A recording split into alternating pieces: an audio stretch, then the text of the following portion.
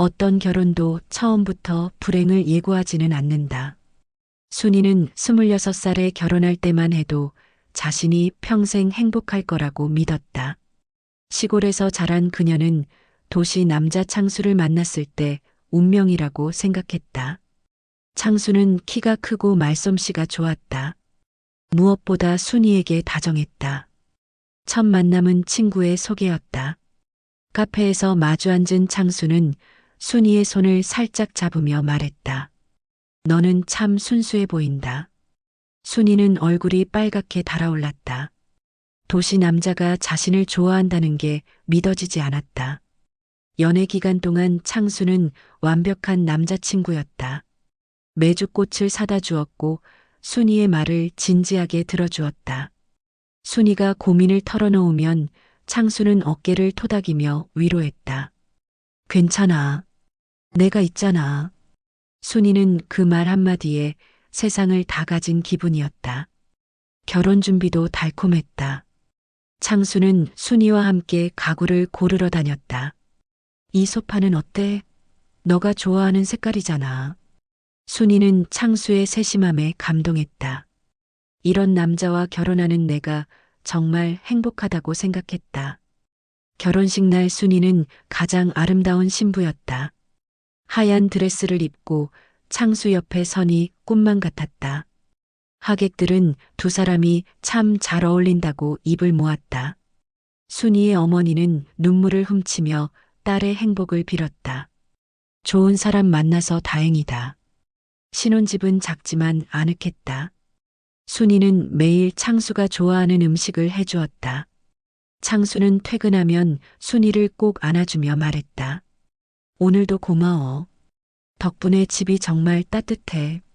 순이는 그런 창수를 보며 결혼을 정말 잘했다고 생각했다. 하지만 결혼 생활에는 순이가 몰랐던 면들이 있었다. 창수의 아버지를 처음 만난 날이 그 시작이었다. 시아버지는 낮부터 술 냄새를 풍겼다. 얼굴은 붉게 달아올라 있었고 눈은 혈기로 가득했다. 순이는 당황했지만 예의를 지키려 노력했다. 시아버지는 순이를 보자마자 험악한 표정을 지었다. 시골 출신이라고? 우리 아들한테 어울리나? 순이는 가슴이 철렁 내려앉았다. 창수는 아버지를 달래려 했지만 소용없었다. 아버지, 순이는 정말 좋은 여자예요. 그날 밤 집으로 돌아온 후 창수는 순이에게 사과했다. 아버지가 원래 술을 좀 드시거든. 신경 쓰지 마. 순이는 창수의 말을 믿고 싶었다. 하지만 시아버지의 차가운 시선이 계속 머릿속을 맴돌았다. 며칠 후 시댁에 다시 갔을 때도 마찬가지였다. 시아버지는 또 술에 취해 있었다. 이번에는 시어머니에게 소리를 지르고 있었다. 돈은 어디에 썼냐고. 집안 살림은 왜 이 모양이냐고. 시어머니는 작은 목소리로 변명했다. 순이는 처음으로 창수 집안의 실상을 보았다. 시아버지의 술 문제는 단순한 음주가 아니었다. 가족들은 모두 시아버지 눈치를 보며 살고 있었다. 창수도 아버지 앞에서는 위축된 모습이었다. 순이는 불안한 마음을 억누르려 애썼다. 그래도 처음 몇 달은 괜찮았다. 창수는 여전히 순이에게 다정했고 집에서는 술을 거의 마시지 않았다. 순이는 시댁 문제는 시간이 지나면 해결될 거라고 생각했다. 창수만 변하지 않으면 된다고 믿었다. 하지만 서서히 변화가 시작되었다. 창수가 회사 동료들과 술자리를 갖는 일이 늘어났다. 처음에는 일주일에 한두 번이었다. 그러다가 점점 빈도가 늘어났다. 순이는 걱정되었지만 직장 생활이니까 어쩔 수 없다고 여겼다. 어느 날 밤 창수는 평소보다 많이 취해서 돌아왔다. 걸음걸이가 비틀거렸고 말도 제대로 하지 못했다. 순이는 창수를 침실로 데려가 눕혔다. 물을 떠다 주고 해장국을 끓여주었다. 창수는 미안하다며 순이의 손을 잡았다.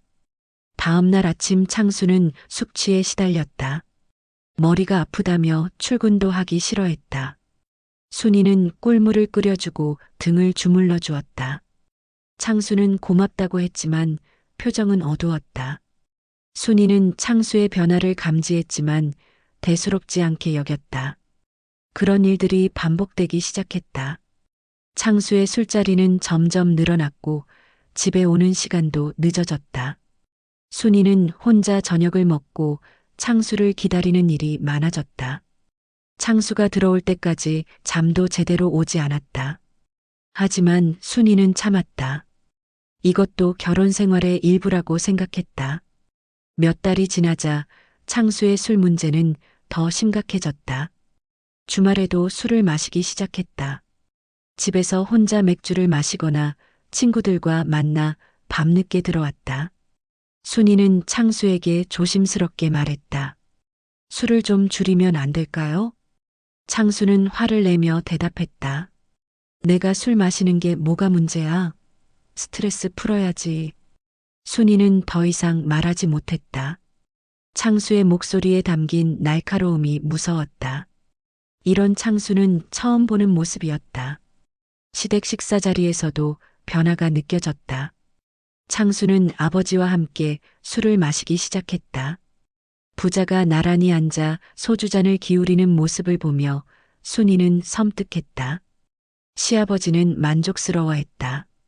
우리 아들도 이제 진짜 남자가 되었구나.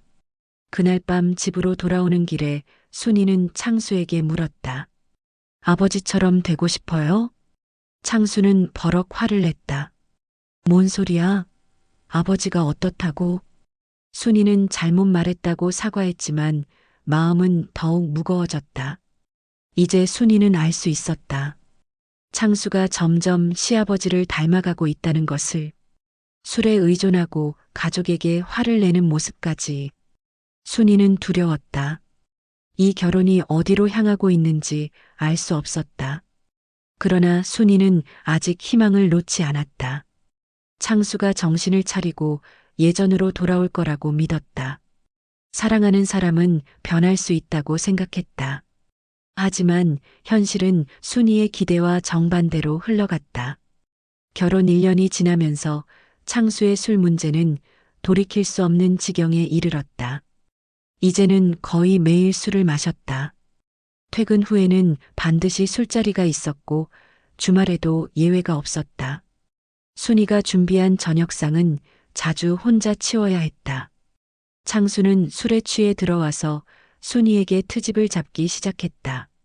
집안이 왜 이렇게 어수선하냐? 밥은 맛이 없고. 순이는 억울했지만 참았다. 창수가 술 때문에 그런다고 생각했다. 술만 끊으면 다시 예전에 다정한 남편으로 돌아올 거라고 믿었다.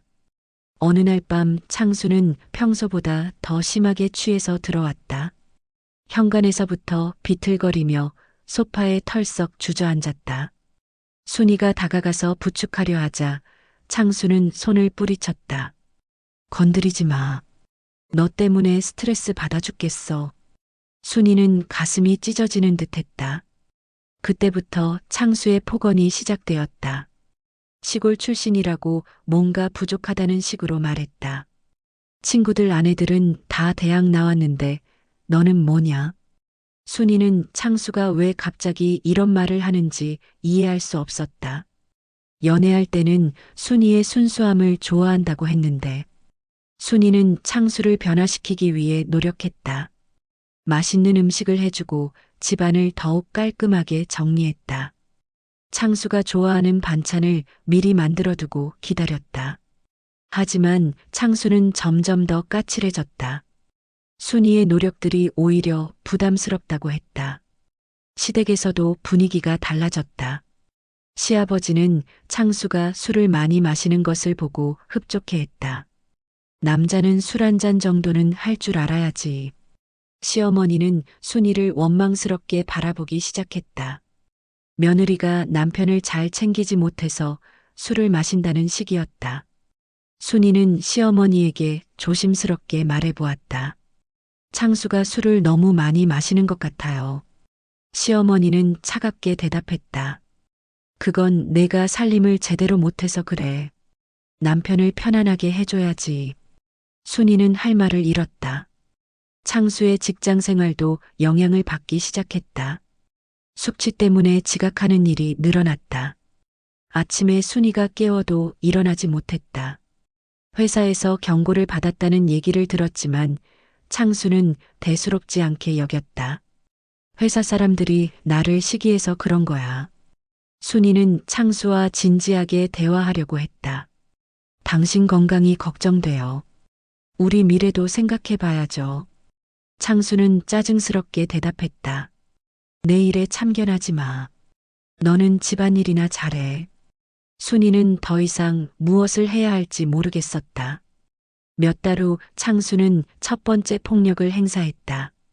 그날도 만취 상태로 들어온 창수는 저녁을 차려달라고 했다. 순이가 이미 치워둔 음식을 다시 데워주려 하자 창수는 화를 냈다. 왜 미리 안 해놨어? 남편이 들어오는 시간도 모르냐? 순이가 변명하려는 순간 창수의 손바닥이 날아왔다. 따끔한 뺨에 손을 대고 순이는 믿을 수 없다는 표정을 지었다. 창수도 자신이 무슨 일을 했는지 깨달았는지 잠시 멈칫했다. 그러나 곧 더 큰 소리를 질렀다. 내가 왜 이래야 하는데? 다 너 때문이야. 그날 밤 순이는 잠을 이루지 못했다. 뺨이 따가운 것보다 마음이 더 아팠다. 창수가 자신을 때렸다는 사실이 믿기지 않았다. 그렇게 다정했던 남편이 어떻게 이럴 수 있는지. 순이는 소리내어 울었다. 다음 날 아침 창수는 아무 일도 없었다는 듯 행동했다. 술에 취해서 기억이 나지 않는 것 같았다. 순이는 창수에게 어제 일을 말하려 했지만 용기가 나지 않았다. 창수가 화를 낼까봐 두려웠다. 그냥 넘어가면 다시는 이런 일이 없을 거라고 생각했다. 하지만 폭력은 반복되었다. 창수가 술에 취할 때마다 작은 일로도 화를 냈다. 밥이 짜다. 집이 시끄럽다. 옷이 구겨져 있다. 별것 아닌 일로도 순이를 밀치고 소리를 질렀다. 순이는 점점 창수 눈치를 보며 살게 되었다. 친정에 갈 때도 조심스러웠다. 어머니가 순이의 표정을 보고 물어보았다. 뭔가 힘든 일이 있니? 얼굴이 좋지 않아 보이는데. 순이는 괜찮다며 웃어 보였다. 어머니에게 창수의 폭력을 말할 수 없었다. 순이는 혼자서 모든 걸 감당해야 한다고 생각했다. 결혼했으면 남편과 함께 문제를 해결해야 한다고 믿었다. 창수가 술을 끊도록 도와야 한다는 사명감도 있었다. 하지만 현실은 순이 혼자만의 노력으로는 어쩔 수 없었다. 창수의 음주량은 날로 늘어갔다. 이제는 집에서도 술을 마시기 시작했다. 냉장고에는 항상 맥주가 가득했고 소주도 떨어지지 않았다. 순이가 술을 치우려 하면 창수는 격분했다. 내 돈으로 산 건데 왜 치워? 집안 경제도 점점 어려워졌다. 창수의 술값과 술자리 비용이 만만치 않았다. 생활비를 달라고 하면 창수는 짜증을 냈다. 돈 얘기만 하면 기분이 나빠진다며 자리를 떠났다. 순이는 알뜰하게 살림했지만 늘 빠듯했다. 이웃들도 창수 부부의 상황을 눈치채기 시작했다. 밤늦게 들려오는 고함 소리와 물건 깨지는 소리. 순이는 아침에 나가면서 이웃들의 시선을 의식했다. 부끄러웠지만 어쩔 수 없었다. 창수에게 조용히 하자고 말하면 오히려 더 화를 냈다. 그러던 어느 날 순이는 임신 소식을 들었다. 병원에서 나오면서 순이는 복잡한 심정이었다. 기쁘기도 했지만 걱정도 컸다. 창수가 아이 아버지가 되어도 술을 끊을까? 아이에게 이런 아버지를 보여줘도 되는 걸까? 순이는 창수에게 임신 소식을 알렸다. 창수는 처음에는 기뻐하는 듯했다. 정말이야? 우리에게 아이가 생겼다고? 하지만 그 기쁨도 잠시뿐이었다. 며칠 후 창수는 다시 술을 마시러 나갔다. 임신 기간 동안 순이는 더욱 조심스러워졌다. 창수의 폭력이 아이에게 해가 될까봐 두려웠다. 창수가 술에 취해 화를 낼 때 순이는 배를 감싸고 몸을 웅크렸다. 아이만큼은 안전하게 지켜야 한다고 다짐했다. 하지만 임신 7개월째 되던 날 비극이 일어났다. 창수가 심하게 술에 취해 들어와서 순이와 큰 싸움을 벌였다. 그 과정에서 순이는 넘어졌고 배를 크게 다쳤다. 병원으로 급히 실려갔지만 아이를 잃었다. 순이의 세상이 무너져 내렸다. 아이를 잃은 후 순이는 며칠 동안 말을 하지 못했다. 병원 침대에 누워 천장만 바라보았다. 창수는 처음에는 미안해했지만 곧 변명하기 시작했다. 내가 그러려던 게 아니야. 사고였어. 하지만 순이는 창수의 말을 들으려 하지 않았다. 퇴원한 후에도 순이는 정신을 차리지 못했다. 하루 종일 집에만 있으면서 아무것도 하지 않았다. 밥도 제대로 먹지 않고 잠도 오지 않았다. 창수는 순이의 모습을 보며 짜증을 냈다. 언제까지 이럴 거야? 일어나서 살림이라도 해. 순이는 창수를 보면 분노가 치밀어 올랐다. 당신 때문에 우리 아이가 죽었어요. 창수는 발끈하며 소리쳤다. 그런 식으로 말하지 마. 나도 힘들다고. 순이는 더 이상 창수와 대화할 마음이 없었다. 창수는 순이가 우울해하자 더욱 술에 의존했다. 집에 들어와도 순이와 마주치기 싫어했다. 술을 마시고 늦게 들어와서 소파에서 잠을 잤다. 순이도 창수를 보기 싫었다. 두 사람은 같은 집에 살지만 남남처럼 지냈다. 몇 달이 지나도 상황은 나아지지 않았다. 순이는 여전히 아이 생각에 눈물을 흘렸다. 창수는 점점 더 폭력적으로 변했다. 술에 취하면 순이에게 모든 책임을 돌렸다. 너가 몸 관리를 제대로 못해서 그런 거야. 어느 날 밤 창수는 극도로 취한 상태로 들어왔다. 순이가 잠들어 있는데도 불을 켜고 소리를 질렀다. 일어나. 밥 차려. 배고프다고. 순이는 피곤해서 일어날 수 없다고 했다. 창수는 화가 나서 순이를 침대에서 끌어내렸다. 순이는 바닥에 넘어지면서 팔목을 다쳤다. 아픈데도 창수는 계속 밥을 차리라고 했다. 순이는 울면서 부엌에 가서 라면을 끓여주었다. 창수는 라면을 먹으면서도 투덜거렸다. 이것밖에 할 줄 모르냐? 제대로 된 음식을 해. 그날 밤 순이는 결심했다. 더 이상 이렇게 살 수 없다고. 창수는 변하지 않을 거라고. 아니, 더 나빠질 거라고. 순이는 이혼을 생각하기 시작했다. 하지만 이혼은 쉬운 일이 아니었다. 순이는 경제적으로 창수에게 의존하고 있었다. 일을 해본 경험도 많지 않았다. 혼자 살아갈 자신이 없었다. 그래서 며칠 더 망설였다. 친정 어머니에게 상황을 털어놓으려다가도 포기했다. 어머니가 걱정할 것 같았다. 또 이혼하라고 하면 어쩌지. 순이는 아직 마음의 준비가 되지 않았다.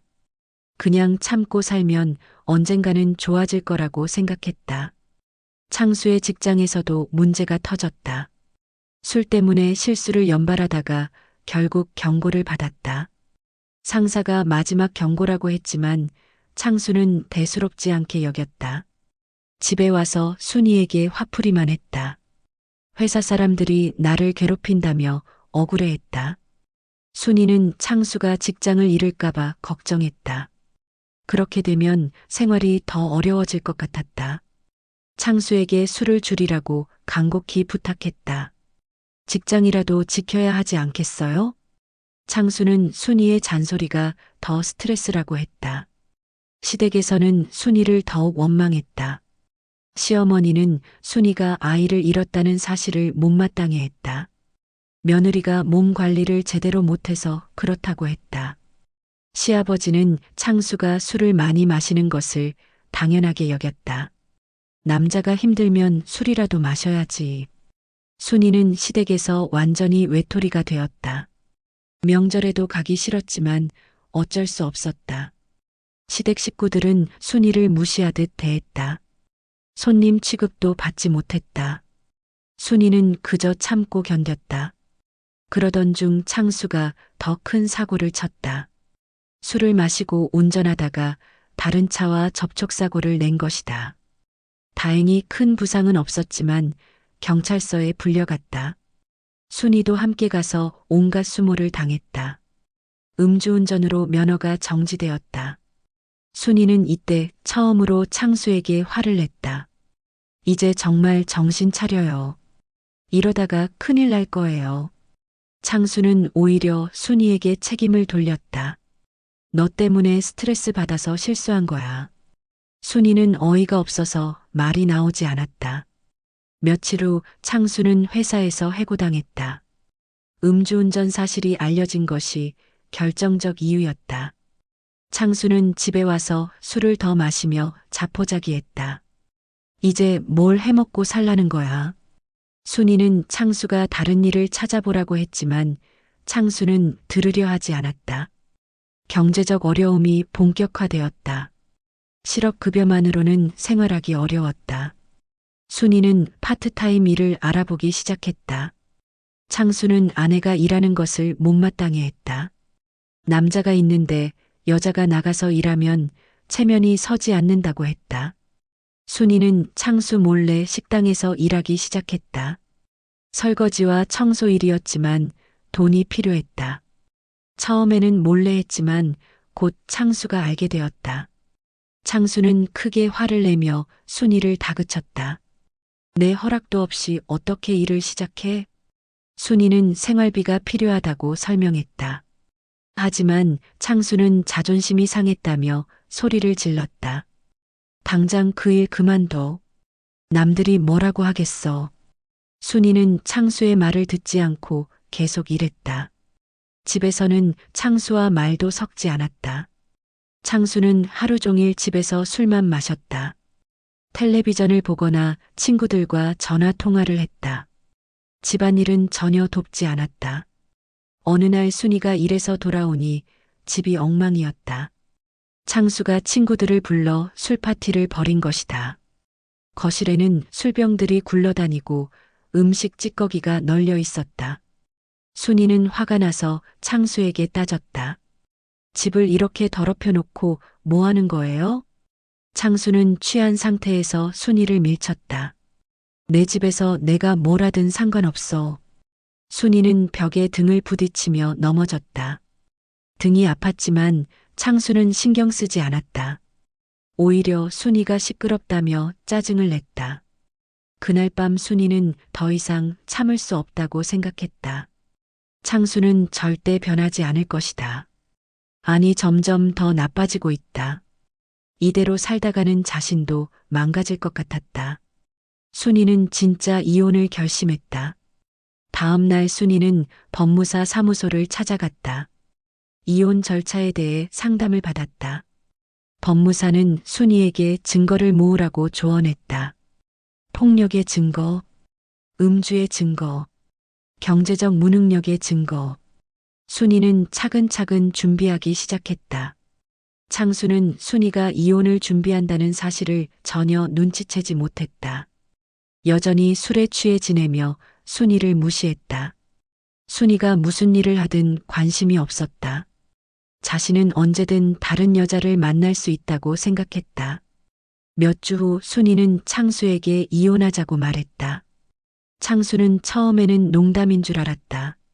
뭐라고? 이혼? 너가? 순이는 진지하게 대답했다. 네. 더 이상 이렇게 살 수 없어요. 창수는 웃음을 터뜨렸다. 내가 나 없이 뭘 할 수 있다고 생각해? 순이는 침착하게 말했다. 해보겠어요. 이렇게 사는 것보다는 낫겠죠. 창수는 순이가 진심이라는 걸 깨닫고 화를 냈다. 너 미쳤냐? 이혼하면 너는 갈 곳도 없어. 순이는 이미 각오가 되어 있었다. 친정에 가서라도 새로 시작하겠다고 했다. 창수는 순이를 붙잡으려 했지만 순이는 뿌리쳤다. 이제 늦었어요. 저한테 손대지 마세요. 순이는 며칠 후 짐을 싸서 집을 나왔다. 창수는 끝까지 순이를 말렸지만 소용없었다. 순이의 결심은 확고했다. 창수는 화가 나서 순이의 짐을 밖으로 던졌다. 나가려면 당장 꺼져. 순이는 친정으로 돌아갔다. 어머니는 딸의 상황을 듣고 눈물을 흘렸다. 그동안 얼마나 힘들었을지 짐작이 되었다. 어머니는 순이를 꼭 안아주었다. 잘했어. 이제 새로 시작하자. 창수는 순이가 정말 떠나자 당황했다. 처음에는 금방 돌아올 거라고 생각했다.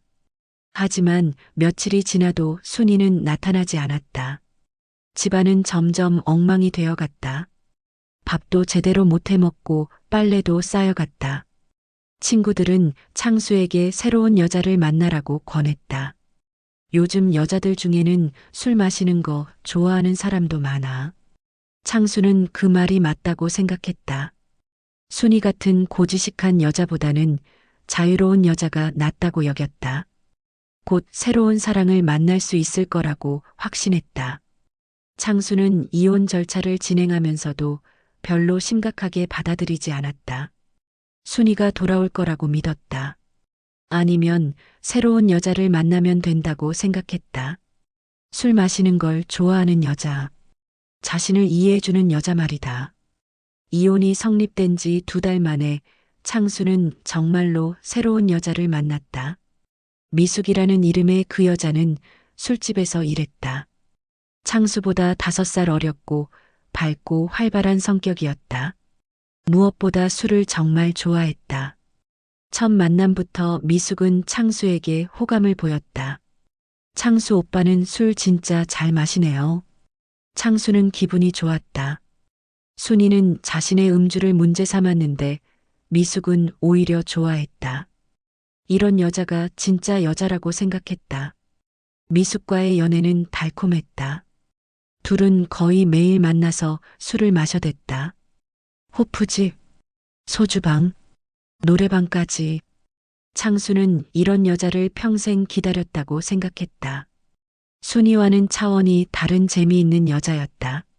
몇 달 사귄 후 창수는 미숙에게 결혼하자고 프로포즈했다. 미숙도 흔쾌히 승낙했다. 둘은 간단한 혼인신고만 하고 함께 살기 시작했다. 창수는 자신의 선택이 옳았다고 확신했다. 이제 진짜 행복한 결혼 생활이 시작될 거라고 믿었다. 처음 몇 달은 정말 즐거웠다.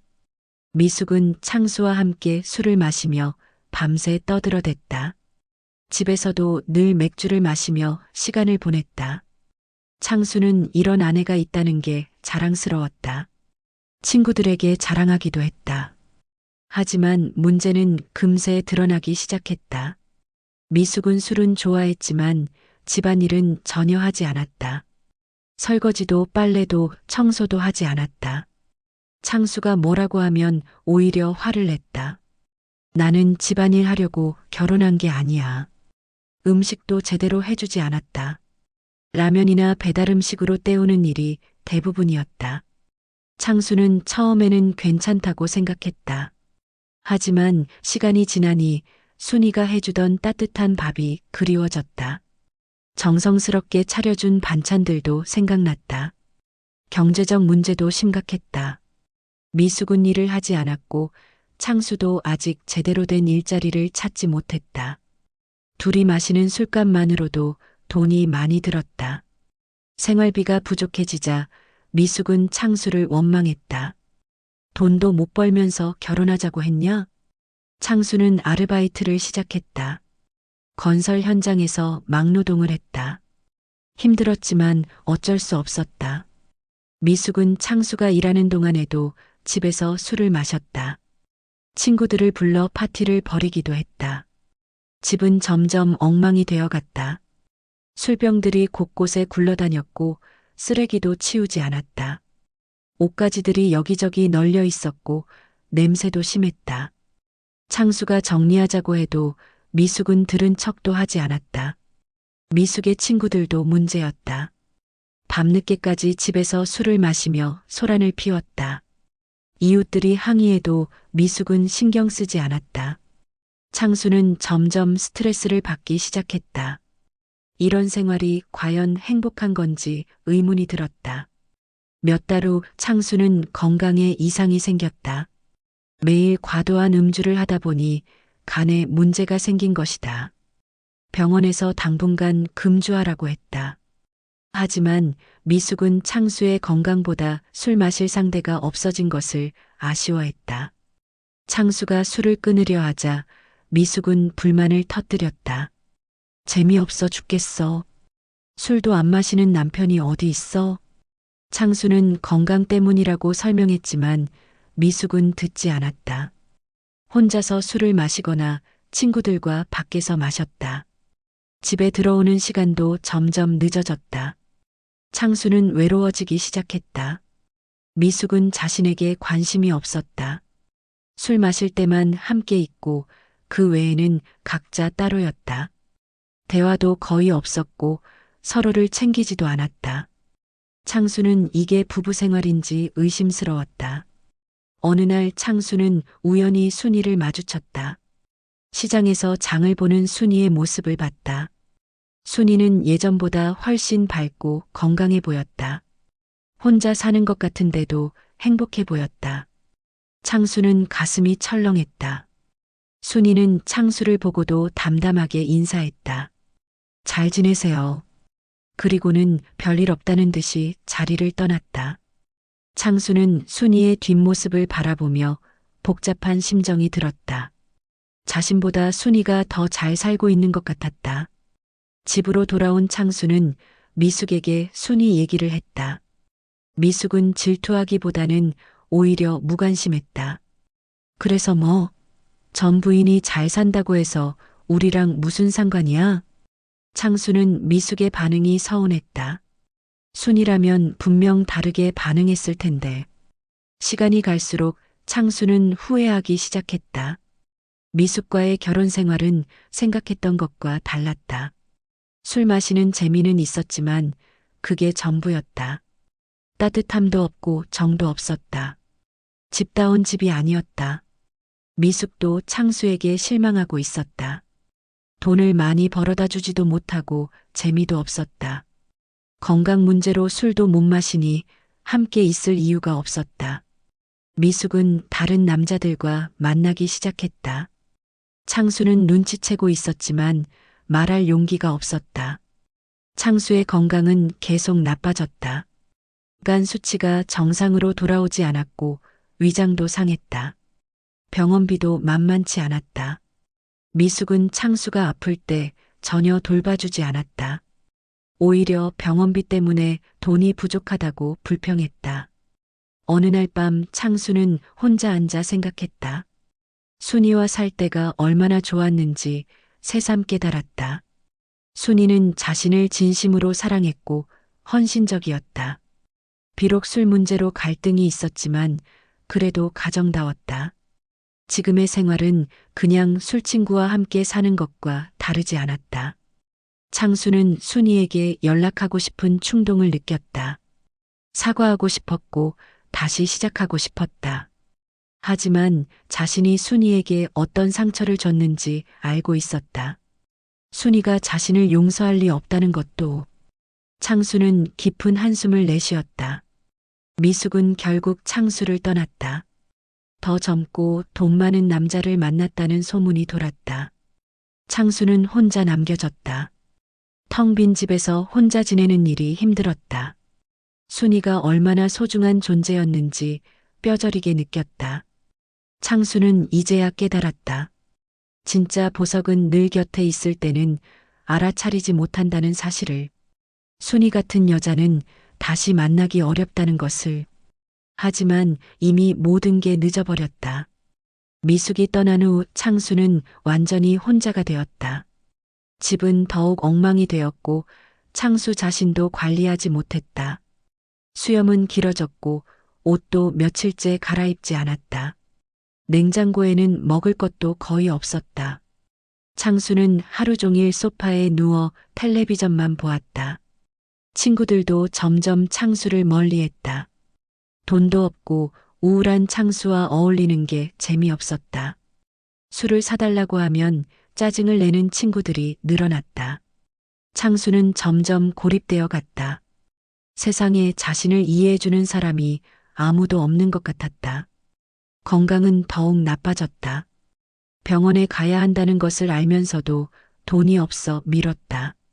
가끔 가슴이 답답하고 숨이 차는 증상이 나타났다. 손도 자주 떨렸고 집중력도 떨어졌다. 창수는 자신이 망가져가고 있다는 걸 느꼈다. 어느 날 창수는 순이가 일하는 식당을 찾아갔다. 순이를 만나서 이야기하고 싶었다. 사과도 하고 싶고 도움도 요청하고 싶었다. 하지만 식당 앞에서 망설이다가 그냥 돌아왔다. 순이에게 자신의 이런 모습을 보이기가 부끄러웠다. 며칠 후 창수는 용기를 내어 순이에게 전화했다. 순이는 전화를 받았지만 목소리가 차갑했다. 무슨 일이에요? 창수는 떨리는 목소리로 말했다. 순이야, 나 좀 도와줄 수 없을까? 순이는 잠시 침묵했다가 대답했다. 저는 이미 새로운 삶을 시작했어요. 연락하지 마세요. 전화는 끊어졌다. 창수는 멍하니 전화기를 내려다보았다. 정말로 모든 것이 끝난 것 같았다. 한편 순이는 이혼 후 힘들지만 충실한 생활을 하고 있었다. 처음에는 친정에서 지내며 마음을 추스렸다. 몇 달 후에는 작은 원룸을 얻어 독립했다. 식당 일도 계속했고 저녁에는 학원에서 컴퓨터를 배웠다. 새로운 기술을 익혀 더 좋은 일자리를 찾고 싶었다. 순이는 매일 규칙적인 생활을 했다. 아침 일찍 일어나 운동도 하고 건강한 식사도 챙겨 먹었다. 창수와 살 때와는 전혀 다른 평화로운 일상이었다. 스트레스가 없으니 몸도 마음도 건강해졌다. 거울 속 자신의 모습도 밝아 보였다. 친정 어머니는 순이의 변화를 보며 안심했다. 딸이 다시 예전의 밝은 모습을 되찾았다. 어머니는 순이에게 새로운 사람을 만나라고 권하기도 했다. 하지만 순이는 아직 재혼에 대한 생각이 없었다.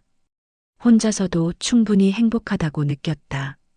순이가 다니는 컴퓨터 학원에는 다양한 사람들이 있었다. 그 중에서 민호라는 남자가 순이에게 관심을 보였다. 민호는 회사원으로 성실하고 조용한 성격이었다. 술도 거의 마시지 않았고 가정적인 면이 많았다. 순이와는 정반대 타입의 남자였다. 민호는 순이에게 조심스럽게 다가왔다. 학원이 끝나면 커피를 마시자고 제안했다. 순이는 처음에는 거절했다. 하지만 민호의 진실한 마음을 느끼고 조금씩 마음을 열었다. 두 사람은 친구로서 가까워지기 시작했다. 민호는 순이의 과거에 대해 묻지 않았다. 순이가 말하고 싶어 할 때까지 기다려 주었다. 대신 현재의 순이를 있는 그대로 받아들였다. 순이는 이런 민호가 고마웠다. 창수와는 완전히 다른 사람이었다. 몇 달 후 순이는 민호에게 자신의 과거를 털어놓았다. 이혼한 사실과 그 이유에 대해서도 솔직하게 말했다. 민호는 순이의 이야기를 끝까지 들어주었다. 그리고 순이를 따뜻하게 위로해 주었다. 과거는 중요하지 않다고. 지금의 순이가 소중하다고. 순이는 민호와 함께 있을 때 진정한 평안을 느꼈다. 창수와는 달리 민호는 순이를 존중해 주었다. 결정할 일이 있으면 항상 순이의 의견을 물어봤다. 화를 내거나 폭력을 쓰는 일도 전혀 없었다. 순이는 이런 관계가 가능하다는 것을 처음 알았다. 반면 창수의 상황은 계속 나빠졌다. 건설 현장에서 하던 일도 몸이 아파서 그만두게 되었다. 병원에 가보니 간경화 초기 단계라고 했다. 의사는 당장 금주하고 치료받아야 한다고 경고했다. 하지만 창수에게는 치료비를 댈 여력이 없었다. 창수는 절망감에 빠졌다. 건강도 잃고 돈도 없고 사람도 없었다. 미숙은 연락조차 되지 않았다. 친구들도 창수를 피했다. 창수는 정말 혼자라는 생각이 들었다. 어느 날 창수는 우연히 순이와 민호가 함께 걷는 모습을 보았다. 두 사람은 자연스럽게 손을 잡고 있었다. 순이의 얼굴에는 환한 미소가 떠올라 있었다. 창수와 함께 있을 때는 볼 수 없던 표정이었다. 창수는 가슴이 찢어지는 듯한 고통을 느꼈다. 집으로 돌아온 창수는 술을 마셔버렸다. 의사가 금주하라고 했지만 참을 수 없었다. 순이의 행복한 모습이 계속 떠올랐다. 자신은 이렇게 비참한데 순이는 행복해하는 게 견딜 수 없었다. 창수는 밤새 술을 마시며 울었다. 다음 날 창수는 극도로 나쁜 컨디션이었다. 온몸이 아프고 호흡도 가빠왔다. 거울을 보니 얼굴이 노랗게 변해 있었다. 창수는 자신이 죽어가고 있다는 걸 느꼈다. 하지만 병원에 갈 돈도 없었고 갈 의욕도 없었다. 창수는 시아버지를 찾아갔다. 하지만 시아버지도 알코올 중독으로 몸이 많이 상한 상태였다. 아들의 처참한 모습을 보고도 별로 놀라지 않았다. 자신도 비슷한 처지였기 때문이었다. 부자는 함께 술을 마시며 서로를 위로했다. 시어머니는 창수를 원망했다. 순이 같은 좋은 여자를 놓쳤다고. 이제 와서 후회해도 소용없다고. 창수는 시어머니의 말을 듣고 더욱 우울해졌다. 모든 사람이 자신을 비난하는 것 같았다. 창수는 자포자기한 마음으로 더욱 술에 빠져들었다. 하루에 소주 2병씩 마셨다. 음식도 제대로 먹지 않고 술로만 배를 채웠다. 몸은 더욱 야위어갔고 정신도 흐릿해졌다. 창수는 자신이 서서히 죽어가고 있다는 걸 알았다. 어느 날 밤 창수는 순이에게 다시 전화했다. 술에 취한 목소리로 중얼거렸다. 순이야, 나 정말 잘못했어. 용서해줘. 순이는 창수의 목소리를 듣고 놀랐다. 목소리가 너무 약해져 있었다. 순이는 잠시 고민했다가 대답했다. 창수 씨, 병원에 가세요. 몸이 많이 안 좋은 것 같아요. 창수는 흐느끼며 말했다. 병원 갈 돈도 없어. 나 정말 죽을 것 같아. 순이는 복잡한 마음이 들었다. 전화를 끊은 후 순이는 민호에게 상황을 얘기했다. 민호는 순이의 마음을 이해한다고 했다. 하지만 창수를 도와주는 것은 위험할 수 있다고 조언했다. 창수가 다시 순이에게 의존하려 할 수도 있다고. 순이는 고민에 빠졌다. 순이는 며칠 동안 창수 생각에 잠을 이루지 못했다. 창수의 목소리가 정말 절망적으로 들렸다. 비록 이혼했지만 한때는 사랑한 사람이었다. 그냥 죽게 둘 수는 없다는 생각이 들었다. 하지만 다시 연루되는 것도 두려웠다.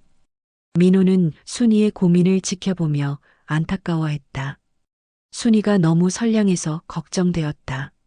창수가 순이의 동정심을 이용할 수도 있다고 생각했다. 하지만 순이의 마음을 억지로 말릴 수는 없었다. 민호는 순이가 스스로 결정하기를 기다렸다. 일주일 후 순이는 결정을 내렸다. 창수를 한 번만 만나보기로 했다. 너무 위험한 상태라면 병원이라도 모셔다 드리겠다고 생각했다. 하지만 그것으로 끝이라고 스스로 다짐했다. 민호에게도 이 사실을 알렸다. 민호는 걱정스럽다는 표정을 지었다. 혼자 가지 말고 나와 함께 가자고 제안했다. 하지만 순이는 거절했다. 창수가 민호를 보면 더 비참해할 것 같았다. 혼자 가서 빨리 처리하겠다고 했다. 순이는 창수가 사는 집을 찾아갔다. 문 앞에 서니 마음이 복잡했다. 한때는 자신도 함께 살았던 곳이었다. 이제는 완전히 남의 집이 된 그곳. 순이는 용기를 내어 문을 두드렸다. 창수가 문을 열었을 때 순이는 깜짝 놀랐다. 창수는 알아볼 수 없을 정도로 야위어 있었다. 얼굴은 노랗게 뜨고 눈은 움푹 들어가 있었다. 옷도 며칠째 갈아입지 않은 듯 더러웠다. 순이는 가슴이 철렁했다. 창수는 순이를 보고 울음을 터뜨렸다. 순이야, 정말 고마워. 와줘서 고마워. 순이는 창수의 모습에 충격을 받았다. 이 사람이 정말 자신의 전 남편이 맞나 싶었다. 겨우 몇 년 사이에 이렇게 변할 수 있는 건가. 집안은 상상 이상으로 엉망이었다. 쓰레기가 쌓여 있고 악취가 진동했다. 술병들이 곳곳에 널려 있었다. 바퀴벌레도 기어다니고 있었다.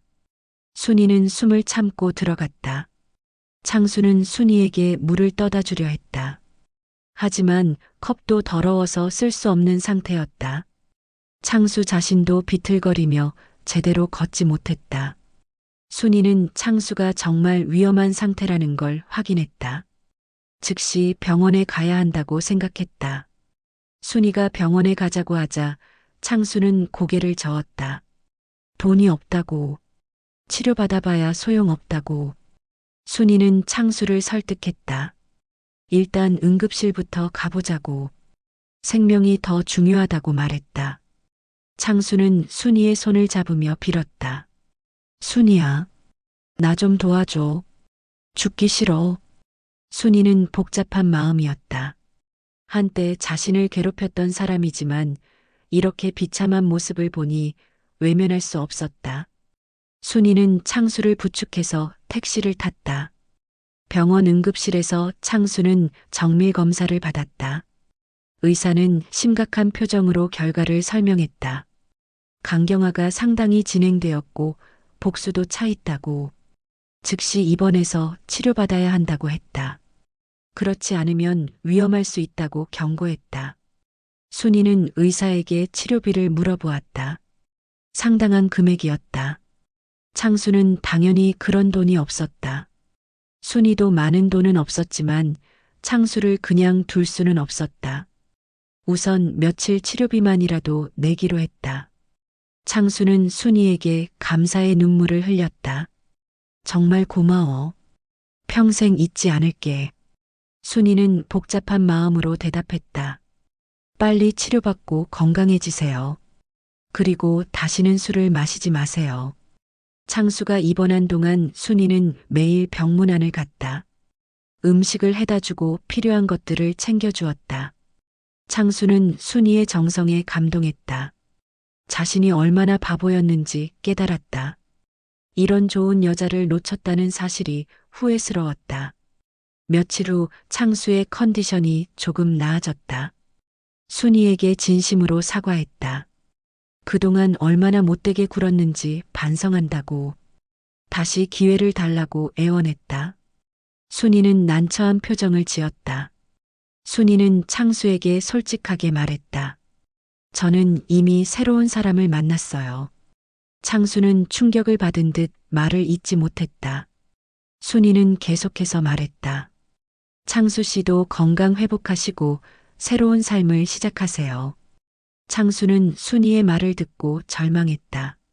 정말 모든 게 끝났다는 생각이 들었다. 하지만 순이가 자신을 도와준 것만으로도 감사했다. 더 이상 순이에게 부담을 주면 안 된다고 생각했다. 창수는 고개를 끄덕이며 이해한다고 했다. 일주일 후 창수는 퇴원했다. 순이는 마지막으로 병원비를 정리해 주었다. 창수는 순이에게 돈을 갚겠다고 약속했다. 언젠가 일자리를 구해서 반드시 갚겠다고. 순이는 괜찮다며 건강만 챙기라고 했다. 창수는 집으로 돌아와서 새로운 결심을 했다. 정말로 술을 끊고 새 삶을 시작하겠다고. 순이의 도움을 헛되이 하지 않겠다고. 하지만 현실은 그리 만만하지 않았다. 집에 혼자 있으니 다시 우울한 생각들이 몰려왔다. 며칠 후 창수는 다시 술의 유혹을 느꼈다. 편의점 앞을 지나가다 술 코너를 보게 되었다. 한 잔만, 딱 한 잔만 마시자는 생각이 들었다. 창수는 잠시 망설이다가 소주 한 병을 샀다. 집에 돌아와서 결국 그 소주를 마셔버렸다. 한 잔이 두 잔이 되고 두 잔이 한 병이 되었다. 창수는 자신을 통제할 수 없었다. 술을 마시면 순이 생각도 잊을 수 있을 것 같았다. 비참한 현실도 잠시 잊을 수 있을 것 같았다. 창수는 다시 술에 빠져들기 시작했다. 한편 순이는 민호와의 관계가 더욱 깊어지고 있었다. 민호는 순이가 창수를 도운 일에 대해 뭐라고 하지 않았다. 오히려 순이의 선량한 마음을 이해한다고 했다.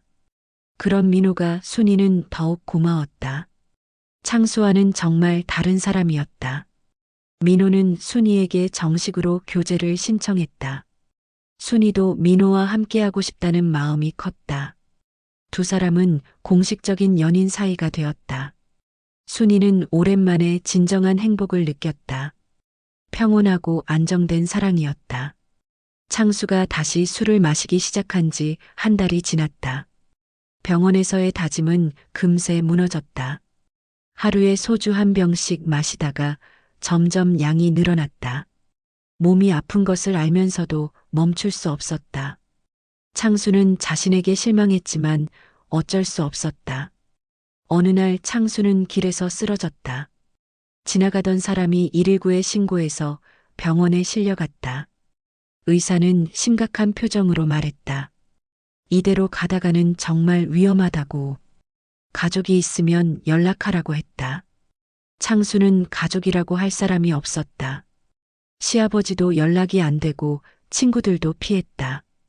결국 순이의 전화번호를 의사에게 주었다. 다른 선택이 없었다. 순이만이 유일한 비상 연락처였다. 순이는 병원에서 연락을 받고 놀랐다. 창수가 또 쓰러졌다는 소식이었다. 민호와 함께 저녁을 먹고 있던 순이는 고민에 빠졌다. 또 가야 하나? 아니면 이번에는 그냥 두어야 하나? 민호는 순이의 표정을 보고 상황을 짐작했다. 민호는 순이에게 말했다. 이번에는 가지 마. 끝이 없을 거야. 순이도 민호의 말이 맞다고 생각했다. 하지만 마음 한편으로는 걱정이 되었다. 정말 죽을 수도 있다는 의사의 말이 신경 쓰였다. 결국 순이는 병원에 가기로 했다. 마지막이라고 생각하며 민호와 함께 갔다. 민호는 순이 혼자 가는 것을 반대했다. 창수가 순이에게 또 무리한 요구를 할 수도 있다고 걱정했다. 순이는 민호의 배려에 고마웠다. 병원에 도착해서 창수를 보니 상태가 더 심각해진 것 같았다. 얼굴은 더욱 누렇게 변해 있었고 배도 많이 부어 있었다. 의사는 복수가 더 많이 찼다고 설명했다. 간 기능이 거의 정지 상태라고 했다. 이번에는 정말 위험할 수 있다고 경고했다. 창수는 순이를 보고 미안하다는 표정을 지었다. 또 이런 일로 부른 것이 죄송하다고. 하지만 달리 연락할 사람이 없다고 했다. 순이는 답답한 마음이 들었다. 창수가 왜 자꾸 자신에게 의존하려 하는지 이해할 수 없었다. 민호는 창수에게 단호하게 말했다. 순이 씨는 이미 새로운 삶을 살고 있습니다. 계속 연락하는 것은 적절하지 않습니다. 창수는 민호를 보고 당황했다. 순이의 새로운 남자친구라는 것을 직감했다. 창수는 질투와 절망감을 느꼈다. 순이가 정말 다른 남자와 행복하게 살고 있구나. 자신은 이렇게 비참한데 순이는 새 사랑을 찾았구나. 창수는 가슴이 찢어지는 듯 했지만 어쩔 수 없었다. 자신이 순이를 잃을 만한 일들을 했으니까. 순이는 창수에게 마지막으로 당부했다. 정말 마지막입니다. 다시는 연락하지 마세요. 당신도 치료 열심히 받고 새로운 삶을 사세요. 창수는 고개를 끄덕였다. 더 이상 순이에게 피해를 주고 싶지 않았다. 며칠 후 창수는 또 퇴원했다. 이번에는 정말 아무도 도와주지 않았다. 혼자서 모든 것을 해결해야 했다. 퇴원비도 제대로 내지 못해 병원에서 독촉을 받았다. 창수는 절망적인 기분이었다. 집으로 돌아온 창수는 더욱 자포자기했다. 어차피 죽을 거라면 마지막까지 술이라도 마시자고 생각했다. 병원에서 절대 금주하라고 했지만 지킬 수 없었다. 창수는 파국을 향해 달려가고 있었다. 스스로도 멈출 수 없는 상태였다. 한편 순이와 민호는 결혼 준비를 시작했다. 민호가 정식으로 프로포즈했고 순이도 승낙했다. 두 사람은 소박하지만 의미 있는 결혼식을 계획했다. 순이는 오랜만에 진정한 행복을 느꼈다. 창수와의 결혼과는 완전히 다른 느낌이었다. 친정 어머니도 민호를 마음에 들어 했다. 창수와는 달리 민호는 예의 바르고 성실했다. 술도 거의 마시지 않고 순이를 잘 대해주었다. 어머니는 딸이 드디어 좋은 사람을 만났다고 기뻐했다. 이번에는 정말 행복할 거라고 확신했다. 결혼식 날짜도 정하고 피로연 장소도 예약했다. 순이는 웨딩드레스를 고르러 다녔다. 민호와 함께 신혼집도 알아보았다. 모든 것이 차근차근 준비되어 가고 있었다. 순이는 설레는 마음으로 새로운 출발을 준비했다. 그런데 결혼을 한 달 앞둔 어느 날 사건이 터졌다. 창수가 순이의 직장 식당에 나타난 것이다. 술에 만취한 상태로 와서 소란을 피웠다. 순이에게 자신을 버리고 다른 남자와 결혼한다고 소리쳤다. 식당 손님들이 모두 쳐다보는 상황이 되었다. 식당 사장은 화를 내며 창수를 내보내려 했다. 하지만 창수는 순이를 붙잡고 놓아주지 않았다. 나랑 다시 살자. 내가 변했어. 순이는 당황하며 창수를 말렸다. 제발 그만하세요. 이러시면 안 돼요. 창수는 순이의 앞에 무릎을 꿇었다. 식당에 있던 모든 사람들이 구경했다. 순이는 너무 부끄러웠지만 어쩔 수 없었다. 창수를 일으켜 세우려 했지만 창수는 일어나지 않았다. 한 번만 더 기회를 달라고 빌었다. 결국 경찰이 출동했다. 누군가가 신고한 것이었다. 창수는 경찰에 의해 강제로 끌려나갔다. 순이는 식당 사장과 손님들에게 사과했다. 하지만 소문은 이미 퍼진 후였다. 그 사건 이후 창수는 순이를 스토킹하기 시작했다. 순이가 일하는 식당 근처에서 기다렸다. 집 앞에도 나타나서 몇 시간씩 서 있었다. 순이는 무서웠지만 어떻게 해야 할지 몰랐다. 경찰에 신고해도 큰 효과가 없었다. 민호는 이 상황을 심각하게 받아들였다. 순이의 안전이 걱정되었다. 창수가 무슨 일을 저지를지 알 수 없었다. 민호는 순이에게 당분간 자신의 집에서 지내자고 제안했다. 순이도 그것이 좋겠다고 생각했다. 창수는 순이가 민호 집에 있다는 것을 알게 되었다. 더욱 화가 났다. 자신의 여자를 다른 남자가 빼앗아갔다고 생각했다. 술에 취해 민호 집 앞에서 고함을 지르기도 했다. 이웃들이 신고해서 경찰이 여러 번 출동했다. 민호는 창수에게 직접 만나서 이야기하자고 제안했다. 이대로 가면 모든 사람이 피해를 본다고 생각했다. 순이는 위험할 수 있다며 반대했다. 하지만 민호는 한 번은 정리해야 한다고 주장했다. 결국 공개된 장소에서 만나기로 했다. 카페에서 만난 민호와 창수는 대화를 나누었다. 민호는 창수에게 차분하게 말했다. 순이 씨는 이미 결정을 내렸습니다. 계속 괴롭히시면 법적 조치를 취하겠습니다. 창수는 민호의 말을 듣고 분노했다. 창수는 민호에게 소리쳤다. 너 같은 놈이 뭘 안다고? 순이는 원래 내 여자야. 민호는 냉정하게 대답했다. 과거는 과거입니다. 지금은 다릅니다. 창수는 더욱 화가 나서 민호를 위협했다. 가만두지 않겠다고 으름장을 놓았다. 그날 밤 창수는 술을 마시며 복수를 계획했다. 순이와 민호를 가만두지 않겠다고 다짐했다. 자신이 행복하지 못하면 그들도 행복하면 안 된다고 생각했다.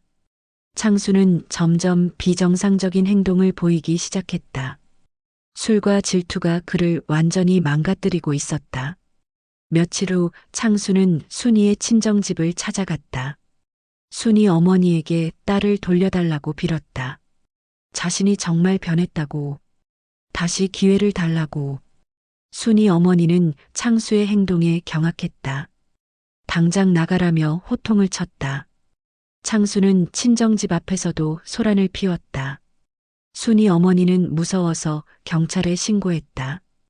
이웃들도 모두 나와서 구경했다. 순이 어머니는 부끄럽고 무서웠다. 창수라는 사람이 이렇게까지 변할 수 있나 싶었다. 순이는 어머니로부터 연락을 받고 충격을 받았다.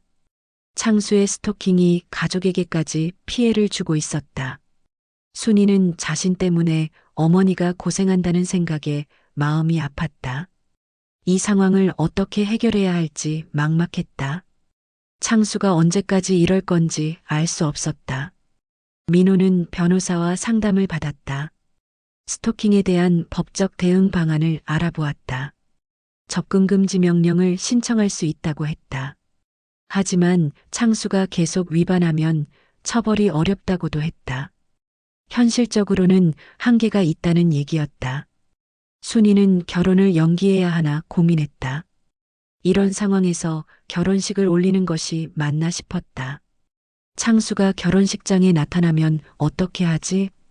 순이는 불안하고 두려웠다. 행복해야 할 결혼 준비가 악몽이 되고 있었다. 민호는 순이를 위로하며 말했다. 우리가 굴복하면 안 돼. 계획대로 진행하자. 창수 때문에 우리 인생이 망가질 수는 없어. 순이는 민호의 용기에 힘을 얻었다. 하지만 여전히 불안한 마음은 가시지 않았다. 그런데 결혼을 일주일 앞둔 날 밤 큰 사건이 일어났다. 창수가 술에 취해 민호의 차를 파손한 것이다. 차 유리창을 깨뜨리고 페인트 칠도 긁어 놓았다. 민호는 아침에 나가서 차를 보고 경악했다. 이제 정말 선을 넘었다고 생각했다. 민호는 즉시 경찰서에 신고했다. CCTV 영상을 확인한 결과 창수의 범행이 명확했다. 경찰은 창수를 붙잡아 조사했다. 창수는 술에 취해 했던 일이라며 변명했다. 하지만 고의적인 기물 파손은 명백한 범죄였다. 창수는 구치소에 수감되었다. 민호는 재산 피해에 대한 손해배상도 청구했다. 창수에게는 그런 돈이 있을 리 없었다. 결국 창수는 실형을 선고받을 가능성이 커졌다. 자신의 어리석은 행동이 돌이킬 수 없는 결과를 낳았다. 순이는 창수가 구속되었다는 소식을 듣고 복잡한 심정이었다. 한편으로는 안심이 되었지만 다른 한편으로는 안타까웠다. 창수가 이렇게까지 망가질 줄은 몰랐다. 하지만 이제는 정말 돌이킬 수 없는 상황이 되었다. 순이는 창수와의 인연을 완전히 정리해야겠다고 생각했다. 민호와 순이는 계획대로 결혼식을 올렸다. 창수가 방해할 수 없는 상황이 되어서 다행이었다. 소박하지만 아름다운 결혼식이었다. 두 사람은 진정한 행복을 맛보았다. 하객들도 두 사람의 행복을 진심으로 축하해 주었다.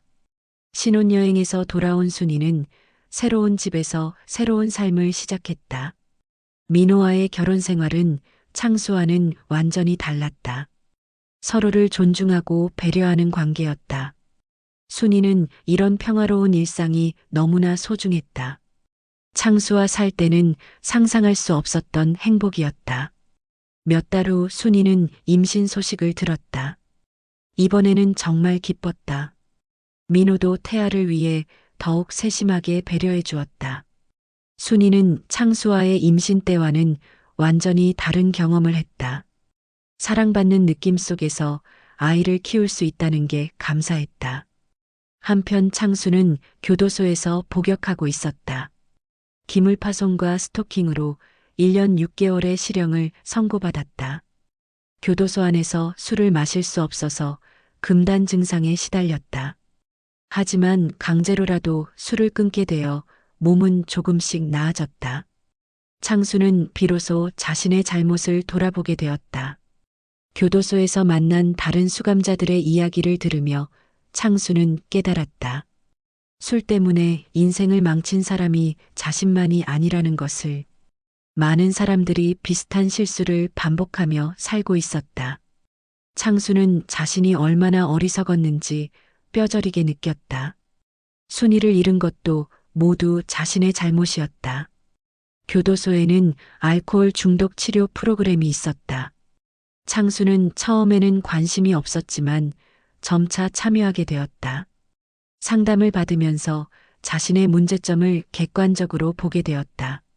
술에 의존하게 된 원인과 과정을 분석했다. 창수는 진정한 변화의 필요성을 깨달았다. 출소를 앞둔 창수는 새로운 계획을 세웠다. 다시는 술을 마시지 않겠다고 다짐했다. 정직하게 일해서 민호에게 손해배상금도 갚겠다고 생각했다. 순이에게는 더 이상 연락하지 않기로 했다. 진정으로 사과하는 마음이라면 괴롭히지 않는 것이 맞다고 여겼다. 출소 당일 창수는 아무도 마중 나오지 않는 차갑한 현실을 마주했다. 시아버지는 연락도 되지 않았고 친구들도 모두 등을 돌렸다. 창수는 혼자서 새로운 삶을 시작해야 했다. 쉽지 않은 일이었지만 어쩔 수 없었다. 자신이 선택한 길의 결과였다. 창수는 고시원에 방을 얻고 단순한 일부터 시작했다. 건설 현장에서 막노동을 하며 하루하루를 버텼다. 술을 마시고 싶은 유혹이 수없이 찾아왔다. 하지만 창수는 꾹 참았다. 다시는 예전의 자신으로 돌아가지 않겠다고 다짐했다. 몇 개월 후 창수는 우연히 순이의 소식을 들었다.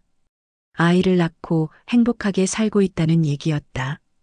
창수는 복잡한 심정이었지만 순이의 행복을 진심으로 빌어주었다. 자신은 그런 행복을 누릴 자격이 없다고 생각했다. 순이가 행복하다면 그것만으로도 다행이었다. 1년이 지나면서 창수는 조금씩 안정을 찾아갔다. 정식 직장도 구했고 작은 원룸도 얻었다. 술을 끊은 지 2년이 넘었고 건강도 많이 회복되었다. 하지만 여전히 외로웠고 때로는 절망스러웠다. 자신의 잘못으로 모든 것을 잃었다는 현실이 견디기 어려웠다. 어느 날 창수는 알코올 중독자 모임에 참가하게 되었다. 비슷한 경험을 한 사람들과 이야기를 나누었다. 자신만 그런 고통을 겪는 것이 아니라는 걸 알았다.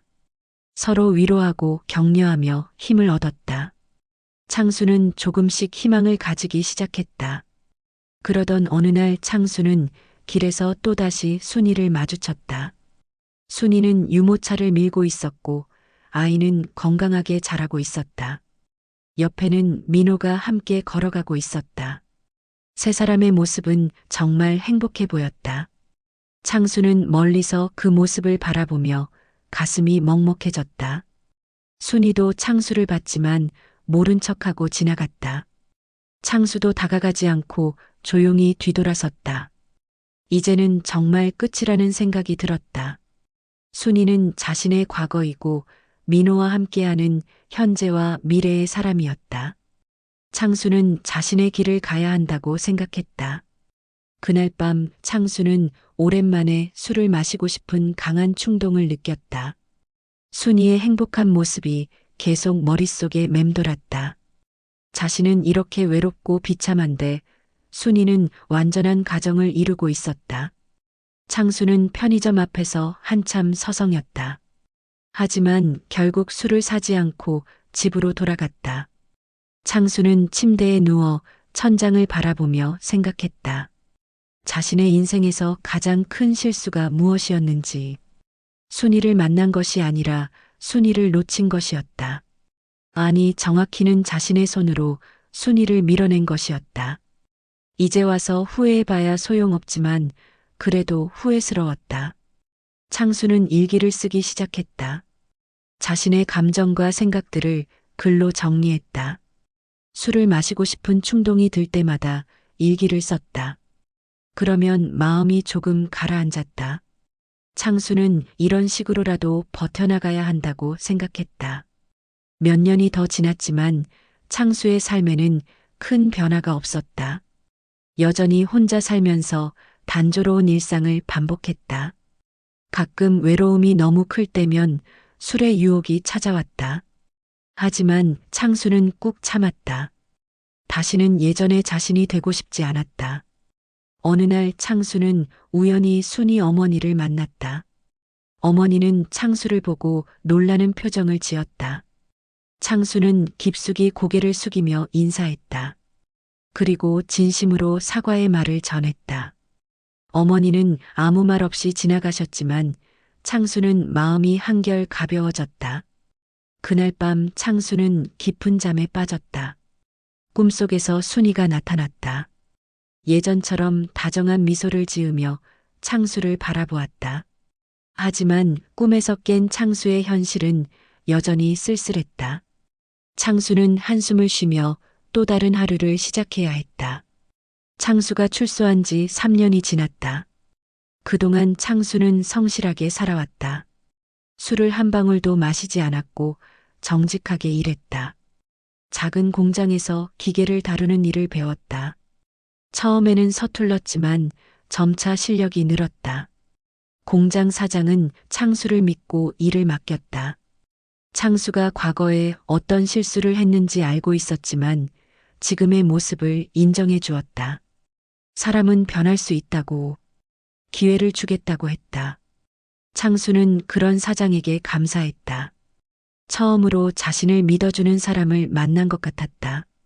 창수는 돈을 모으기 시작했다. 민호에게 갚아야 할 손해배상금 때문이었다. 매달 조금씩이라도 저축했다. 생활비를 최대한 줄이고 아껴 살았다. 언젠가는 반드시 갚겠다고 다짐했다. 알코올 중독자 모임에도 꾸준히 참석했다. 처음에는 어색했지만 점차 익숙해졌다.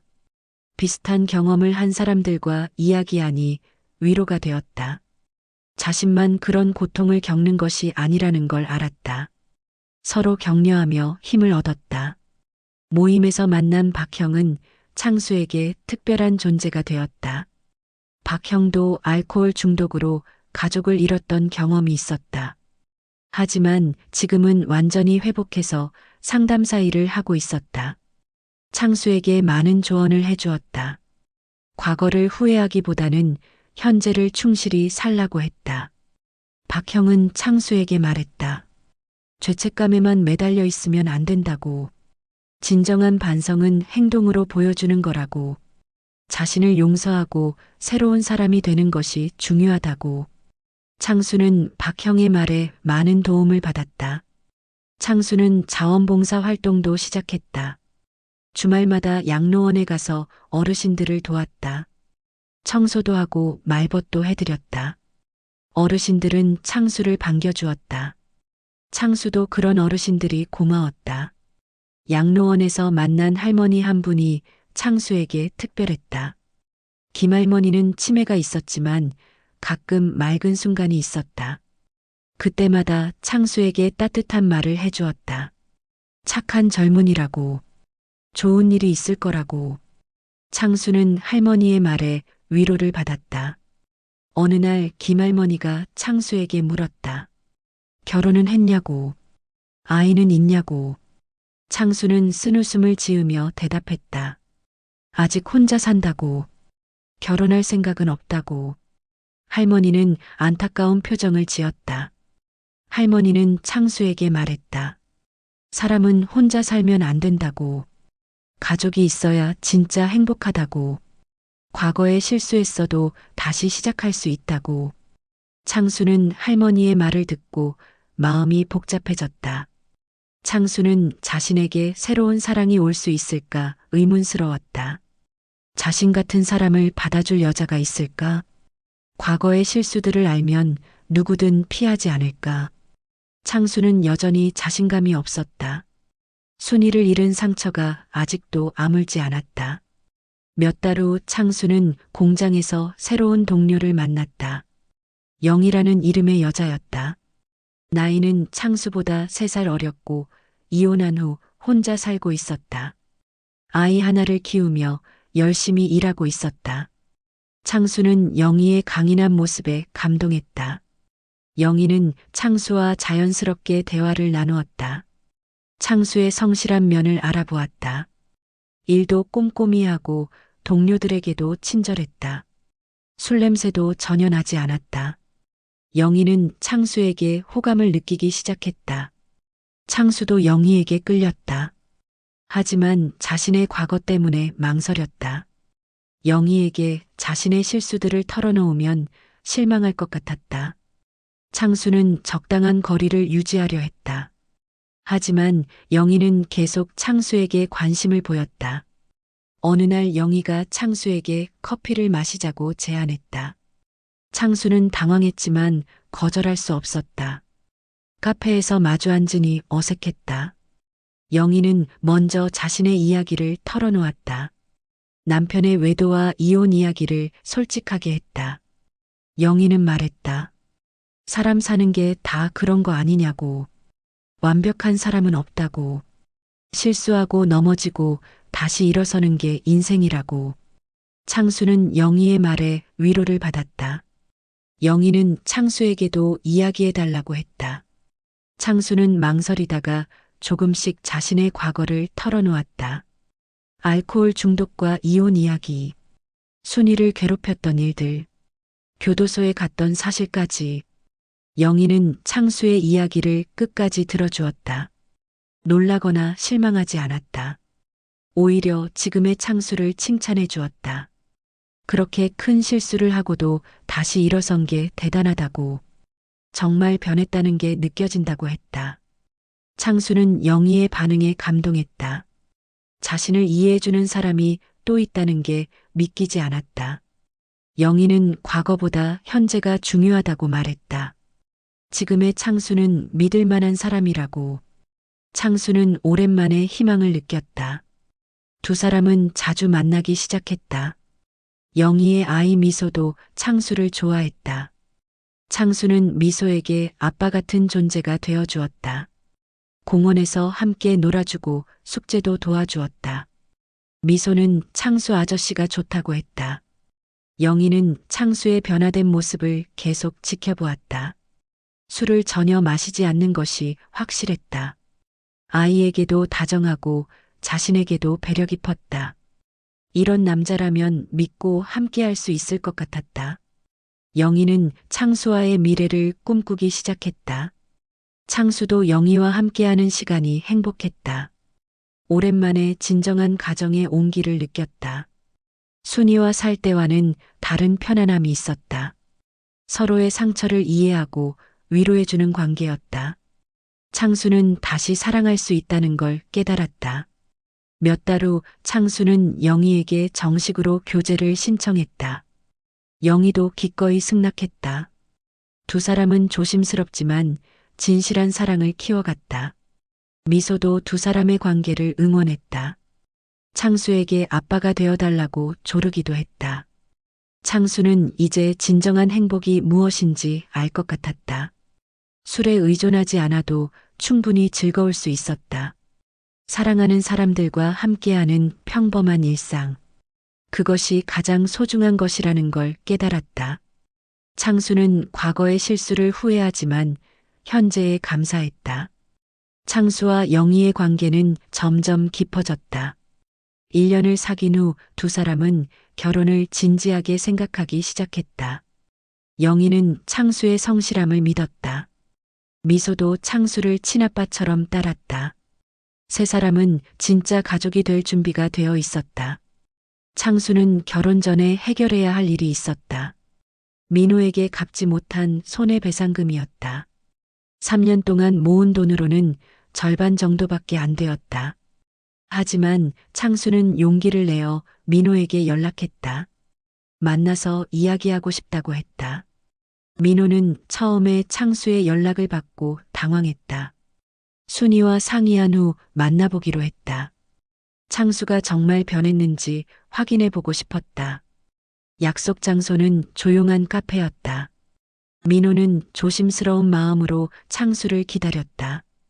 창수는 약속 시간보다 일찍 도착해서 기다렸다. 민호를 보자 깊숙이 고개를 숙여 인사했다. 그리고 진심 어린 사과의 말을 전했다. 그동안 저지른 모든 잘못에 대해 사죄했다. 민호는 창수의 달라진 모습에 놀랐다. 창수는 지난 3년간의 변화를 설명했다.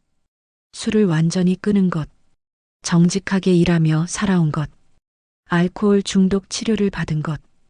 민호는 창수의 이야기를 진지하게 들어주었다. 창수는 가방에서 봉투를 꺼냈다. 그동안 모은 돈이었다. 전액은 아니지만 절반 정도는 갚을 수 있다고 했다. 나머지는 분할로 갚겠다고 약속했다. 민호는 창수의 진심을 느꼈다. 민호는 창수에게 말했다. 돈보다 중요한 건 진짜 변한 마음이라고. 과거의 한 행동들을 후회한다면 그것으로 충분하다고. 돈은 갚을 수 있을 때 갚으라고 했다. 창수는 민호의 관대함에 눈물을 흘렸다. 민호는 창수에게 순이 이야기도 해주었다. 순이가 지금 얼마나 행복한지, 아이도 건강하게 자라고 있다는 것. 창수는 순이의 행복을 진심으로 축하한다고 말했다. 자신은 더 이상 순이를 괴롭히지 않겠다고 다짐했다. 창수는 민호에게 자신의 근황도 알렸다. 새로운 여자친구가 생겼다는 것, 결혼을 준비하고 있다는 것. 민호는 창수의 새 출발을 응원한다고 했다. 진정으로 행복하게 살라고 격려해 주었다. 두 사람은 악수를 나누며 헤어졌다. 과거의 악연을 완전히 정리한 셈이었다. 창수는 마음이 한결 가벼워졌다. 이제 정말 새로운 시작을 할 수 있을 것 같았다. 영희와 미소와 함께 행복한 가정을 꾸릴 수 있을 것 같았다. 창수는 영희에게 민호와의 만남을 이야기했다. 영희는 창수가 과거를 정리한 것을 기특하게 생각했다. 이제 마음 놓고 결혼 준비를 할 수 있다고 했다. 미소도 빨리 결혼하라고 재촉했다. 창수를 아빠로 만들고 싶어 했다. 두 사람은 소박한 결혼식을 계획했다. 화려할 필요는 없었다. 진심이 통하는 사람들만 초대하기로 했다. 박형과 알코올 중독자 모임 사람들, 공장 동료들과 영희의 가족들, 모두 두 사람의 새 출발을 응원해 주었다. 결혼식 전날 창수는 양로원을 찾아갔다. 김할머니에게 결혼 소식을 알리고 싶었다. 할머니는 창수의 소식을 듣고 매우 기뻐하셨다. 좋은 일이 있을 거라고 했던 말이 맞았다고. 창수는 할머니께 감사 인사를 드렸다. 결혼식 당일 창수는 떨렸다. 순이와 결혼할 때와는 전혀 다른 떨림이었다. 이번에는 진정한 행복에 대한 기대감이었다. 영희도 아름다운 신부였다. 미소는 들러리 역할을 맡아 귀여웠다. 결혼식에서 창수는 눈물을 흘렸다. 자신 같은 사람에게도 이런 기회가 온다는 게 믿기지 않았다. 영희는 창수의 손을 꼭 잡아주었다. 미소는 창수를 아빠라고 불렀다. 창수는 진정한 가족을 얻었다는 느낌이었다. 신혼여행은 제주도로 갔다. 세 가족이 함께하는 여행이었다. 미소는 바다를 처음 보고 신기해했다. 창수는 미소의 손을 잡고 해변을 걸었다. 영희는 그런 두 사람을 보며 행복해했다. 여행에서 돌아온 후 세 사람은 새 집에서 새로운 생활을 시작했다. 창수는 미소의 친아빠가 되어주었다. 숙제도 도와주고 학교 행사에도 참석했다. 미소는 친구들에게 아빠 자랑을 했다. 창수는 그런 미소가 너무 사랑스러웠다. 영희와의 결혼 생활도 순이와는 완전히 달랐다. 서로를 이해하고 존중하는 관계였다. 창수는 영희에게 화를 내거나 폭력을 쓸 이유가 전혀 없었다. 영희도 창수를 믿고 의지했다. 두 사람은 진정한 동반자였다. 1년 후 영희는 임신했다. 창수는 기쁘면서도 걱정이 되었다. 순이와의 첫 임신이 실패로 끝난 기억 때문이었다. 하지만 이번에는 달랐다. 창수는 술을 전혀 마시지 않았고 영희를 세심하게 돌봤다. 창수는 영희가 임신한 동안 더욱 조심스럽게 행동했다. 무거운 것은 절대 들지 못하게 했다. 영양가 있는 음식을 해주려고 요리도 배웠다. 병원 검진도 빠짐없이 함께 갔다. 영희는 창수의 정성에 감동했다. 미소도 동생이 생긴다는 소식에 들떠 있었다. 창수와 함께 아기용품을 사러 다녔다. 아기 이름도 함께 지었다. 창수는 미소가 좋은 누나가 될 거라고 생각했다. 정말 완벽한 가족이 될 것 같았다. 출산일이 다가오자 창수는 더욱 긴장했다. 영희는 창수를 안심시키려 했다.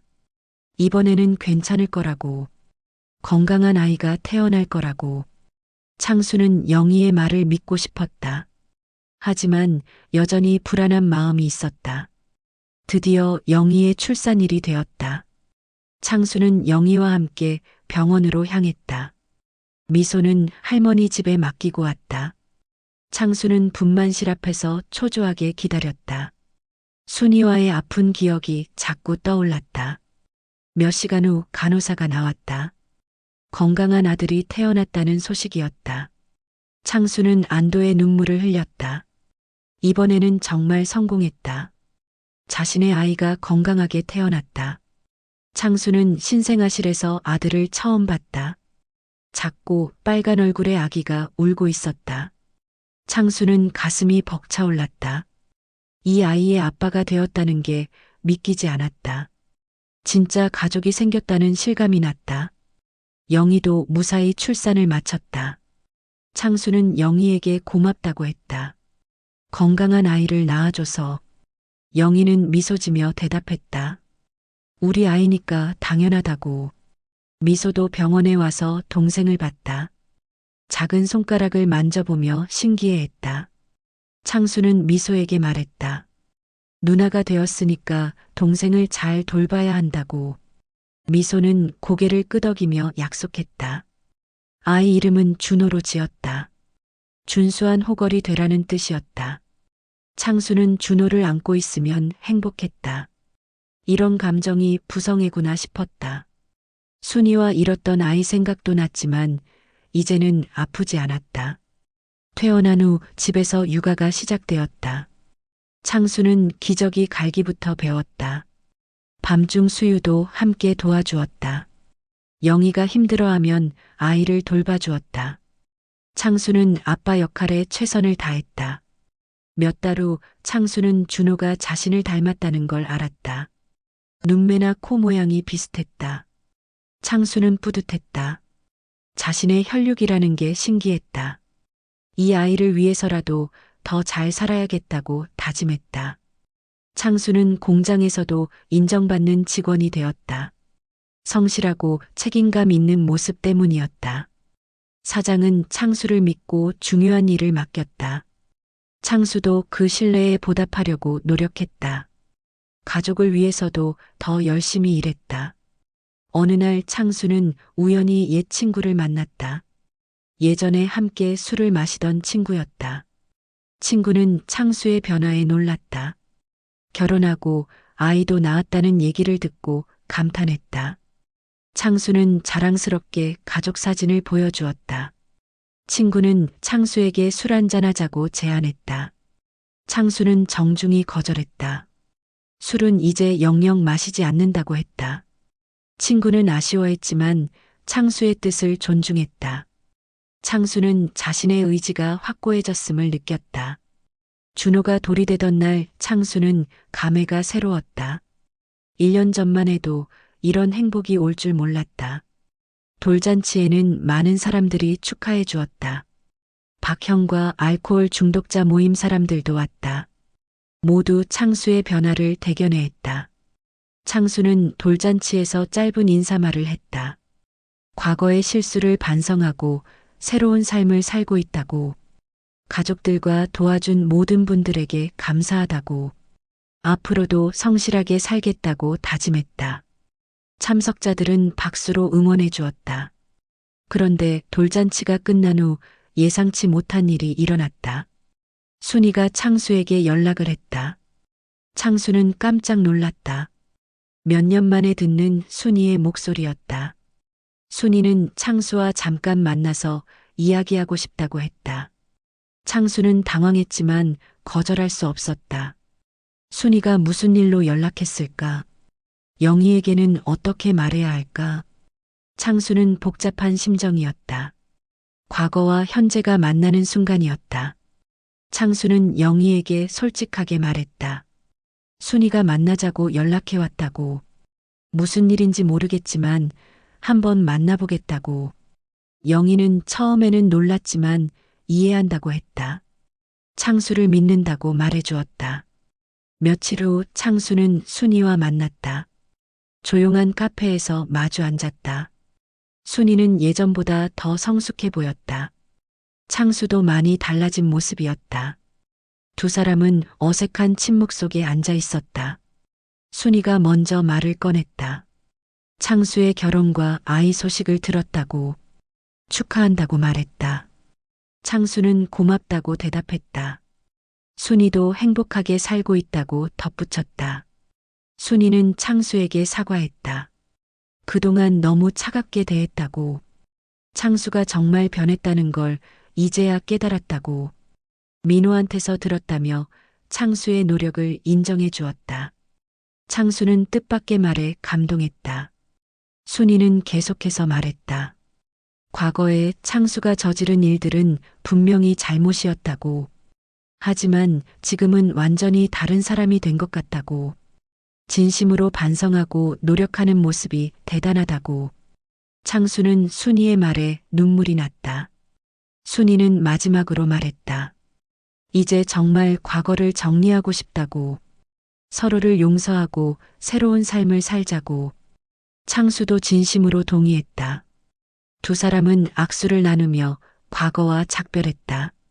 순이와의 만남이 끝난 후 창수는 마음이 후련했다. 정말로 모든 과거가 정리된 기분이었다. 순이의 용서를 받은 것 같아서 고마웠다. 이제 진짜 새로운 인생을 살 수 있을 것 같았다. 창수는 집으로 발걸음을 옮겼다. 집에 도착하니 영희와 미소, 준호가 기다리고 있었다. 창수는 가족들을 보며 미소를 지었다. 이들이야말로 자신의 진짜 보물이었다. 영희는 창수에게 어땠냐고 물었다. 창수는 모든 게 정리되었다고 대답했다. 그날 밤 창수는 영희와 긴 대화를 나누었다. 순이와의 만남에 대해 자세히 얘기했다. 영희는 창수의 이야기를 끝까지 들어주었다. 그리고 창수가 정말 대단하다고 칭찬했다. 과거를 용기 있게 정리한 것이 자랑스럽다고 했다. 창수는 영희에게 고마움을 표현했다. 자신 같은 사람을 받아준 것이, 새로운 기회를 준 것이. 영희는 웃으며 대답했다. 우리는 서로에게 새로운 기회를 준 거라고. 과거는 중요하지 않다고. 지금 이 순간과 앞으로가 더 중요하다고. 창수는 영희의 말에 깊이 공감했다. 준호가 1년 더 지나 걸음마를 시작했다. 창수는 아들의 첫걸음을 보며 감격했다. 아빠라고 부르며 달려오는 준호를 안아주었다. 미소도 동생을 예뻐하며 잘 돌봐주었다. 창수는 이런 평범한 일상이 가장 소중했다. 창수는 공장에서 팀장으로 승진했다. 사장이 창수의 성실함과 리더십을 인정한 결과였다. 급여도 많이 올랐다. 창수는 가족들에게 더 좋은 환경을 만들어줄 수 있게 되었다. 영희도 창수의 발전을 자랑스러워했다. 새 집으로 이사도 했다. 방 3개짜리 아파트였다. 미소와 준호가 각자 방을 가질 수 있었다. 창수는 집들이 때 감사의 마음을 전했다. 이런 날이 올 줄 꿈에도 몰랐다고. 창수는 알코올 중독자 모임에서 후배들을 도와주기 시작했다. 자신의 경험담을 들려주며 희망을 심어주었다. 술을 끊는 것이 불가능해 보여도 할 수 있다고. 새로운 삶을 시작하는 것이 가능하다고 격려했다. 많은 사람들이 창수의 이야기에 힘을 얻었다. 박형은 창수의 변화를 가장 뿌듯해했다. 처음 만났을 때와는 완전히 다른 사람이 되었다고. 이제 창수가 다른 사람들을 도울 수 있는 단계까지 왔다고. 창수는 박형에게 평생 감사할 것이라고 말했다. 박형이 없었다면 지금의 자신도 없었을 거라고. 준호가 3살이 되던 해에 영희가 또 임신했다. 이번에는 딸이었다. 창수는 2번째 아이에게도 설렘을 느꼈다. 경험이 있어서인지 첫째 때보다는 여유로웠다. 미소도 준호도 새 동생을 기다렸다. 딸의 이름은 예은이로 지었다. 예쁘고 은혜로운 아이가 되라는 뜻이었다. 창수는 예은이를 안고 있으면 마음이 녹았다. 딸이라서 그런지 더욱 예뻐 보였다. 창수는 완벽한 가족을 이룬 기분이었다. 어느 날 창수는 양로원을 찾아갔다.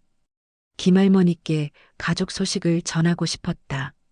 하지만 할머니는 이미 세상을 떠나신 후였다. 창수는 할머니의 빈자리 앞에서 묵념했다.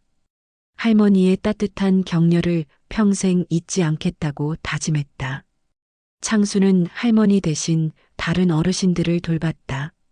자원봉사를 계속하며 감사의 마음을 표현했다. 많은 사람들의 도움으로 지금의 자신이 있다고 생각했다. 이제는 자신이 다른 사람들을 도울 차례라고 여겼다. 창수는 나눔의 기쁨을 알게 되었다. 미소가 중학생이 되었을 때 창수에게 편지를 썼다. 진짜 아빠처럼 사랑한다는 내용이었다. 창수가 없었다면 지금의 행복도 없었을 거라고. 창수는 편지를 읽고 눈물을 흘렸다.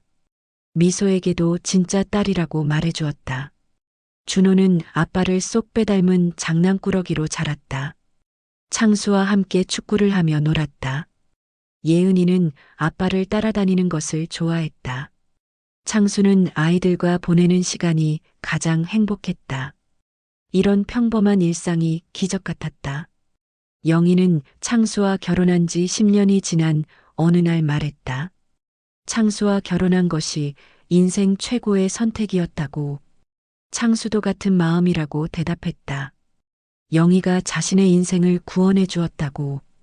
두 사람은 서로에게 감사한 마음을 전했다. 창수는 이제 40이 넘었지만 매일이 새로웠다. 과거의 실수들이 지금의 행복을 더욱 소중하게 만들어 주었다. 순이를 잃었을 때는 세상이 끝난 줄 알았다. 하지만 진짜 행복은 따로 있었다. 진정한 사랑과 가족의 소중함을 깨달았다. 창수는 가끔 과거를 떠올렸다. 술에 빠져 모든 것을 망쳤던 자신을, 순이를 괴롭히고 사랑을 잃었던 때를. 하지만 이제는 후회보다 감사함이 더 컸다. 그 모든 경험이 지금의 자신을 만들어 주었으니까. 어느 일요일 오후 창수는 가족들과 공원을 산책했다. 영희는 예은이 손을 잡고 걸었다. 준호는 창수 어깨에 올라타 있었다. 미소는 옆에서 제잘거리며 따라왔다. 창수는 이 순간이 영원했으면 좋겠다고 생각했다. 공원 벤치에 앉아 창수는 하늘을 바라봤다. 구름이 천천히 흘러가고 있었다. 창수는 마음속으로 말했다. 순이야, 너도 행복하게 살고 있길 바란다고. 우리 모두 각자의 길에서 행복을 찾았다고. 창수는 이제 확신했다. 진짜 보석은 가까이 있을 때는 알아차리지 못한다는 말이 맞다고. 순이를 잃고 나서야 그 소중함을 깨달았다. 하지만 지금의 영희와 아이들도 그만큼 소중한 보석들이다. 이번에는 절대 놓치지 않겠다고 다짐했다. 해가 지면서 공원에 노을이 졌다. 창수는 가족들과 함께 집으로 향했다. 따뜻한 집에서 맛있는 저녁을 먹을 것이다. 아이들과 놀아주고 영희와 이야기를 나눌 것이다. 이런 평범한 하루가 창수에게는 가장 큰 행복이었다. 창수는 깨달았다. 행복은 멀리 있는 것이 아니라는 것을. 바로 곁에 있는 사람들을 사랑하는 것이, 감사한 마음으로 하루하루를 사는 것이. 창수는 남은 인생을 이 소중한 사람들과 함께 살아갈 것이다. 그렇게 창수의 새로운 이야기는 계속되었다. 과거의 아픔을 딛고 일어선 한 남자의 진짜 행복. 늦었지만 찾아온 진정한 사랑과 가족. 창수는 이제 알았다. 인생은 언제든 다시 시작할 수 있다는 것을, 진심으로 반성하고 노력한다면 새로운 기회가 온다는 것을. 창수의 이야기는 많은 사람들에게 희망을 주었다. 실수하고 넘어져도 다시 일어설 수 있다는, 잃어버린 것에 매달리기보다 새로운 것을 소중히 여기라는, 진짜 보석은 바로 우리 곁에 있다는. 창수는 그 진리를 온몸으로 깨달은 사람이었다.